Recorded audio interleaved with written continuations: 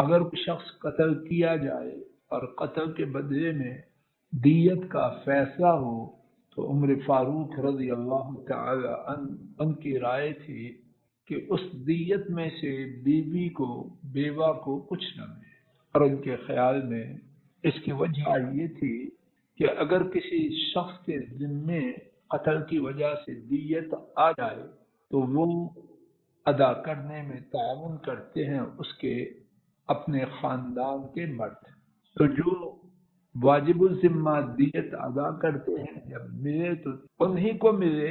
ایک بندے نے کسی کو قتل کیا، اب اس کے ذمہ دیت ہے تو اس کے ساتھ تعاون کرنے کے پابند کون ہے؟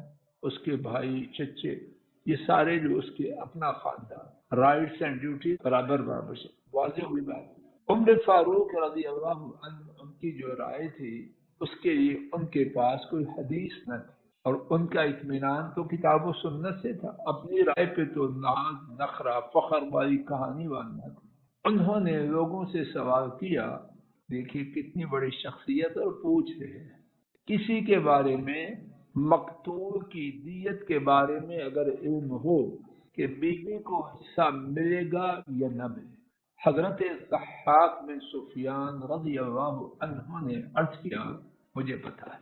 سبحان اللہ، فاروق نہیں جان، ضحاک ان کے مقابلے میں بڑے چھوٹے سا، کوئی صحابی چھوٹا نہیں، لیکن فاروق کے مقابلے میں امت میں صدیق کے بعد سب سے زیادہ شان والے کون ہیں؟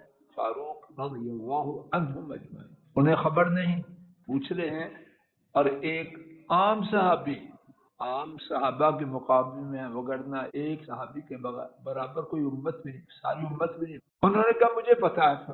کیا خبر ہے تیرے پاس؟ کہ نبی کریم صلی اللہ علیہ وسلم نے مجھے گرامی نامہ چٹھی ارسال فرمائی، اشیم الضبابی، اس کی بیوی کو اس کی دیت سے وارث بنایا جائے۔ اشیم الضبابی قتل ہوئے، ان کی دیت میں بھی آپ نے چٹھی ارشاد فرمان بھیجا کہ اشیم کی بیوی کو اس کی دیت سے حصہ دیا جائے۔ اب غور فرمانا، کون اپنی بات چھوڑا؟ فاروق رضی اللہ عنہ۔ اور فاروق کون ہے؟ نبی کریم صلی اللہ علیہ وسلم نے فرمایا اگر میرے بعد کوئی نبی ہوتا تو کون ہوتا؟ عمر ہوتا رضی اللہ۔ اور فرمایا جس گلی میں عمر چلے اس گلی کو شیطان چھوڑ کر دوسری گلی میں بھاگ۔ اور نبی کریم صلی اللہ علیہ وسلم نے فرمایا فاروق، صدیق اور فاروق میری آنکھیں اور کان ہیں۔ کیا شان ہے عمر کی، مستقل کتابیں، لیکن نہیں، ایک طرف بات ہے فاروق کی، ایک طرف بات ہے حدیث شریف کی۔ فاروق نے کس کی بات کو لیا؟ کہتے ہیں جی وہ بھی تو بڑا ہے، سارے بڑے بڑے ہیں، لیکن اللہ کے نبی کی صلی اللہ علیہ وسلم کے مقابلے میں سب چھوٹے، ان کے روبرو کسی کا سکہ نہیں چلا۔ فاروق نے فیصلہ نبوی کو دیا اور اپنی رائے کو چھوڑ دیا۔ ضحاک نہ مکہ کی، نہ مدینہ کی، نہ طائف کی، نہ جدہ کی، نجد سے آیا۔ نجد ریاض کے علاقے کو کہتے ہیں، یہاں سے جتنا لاہور سے کراچی ہے کم و بیش اتنا مکہ مکرمہ اور مدینہ طیبہ سے ریاض ایسے قریباً 1000 کلومیٹر، تو وہ نجد کے رہنے والے۔ تو عمر فاروق اگر آپ صلی اللہ علیہ وسلم کی بات کو چھوڑنا جائز تو کہتے تو نجدی، تجھے کیا خبر؟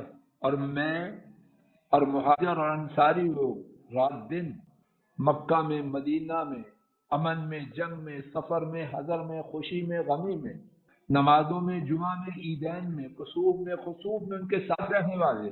ہمیں تو پتا نہیں، تو کدھر سے آ گیا؟ تجھے زیادہ پتا ہے؟ کوئی ایسی بات ایک لفظ نہیں، واقعہ ختم ہوا۔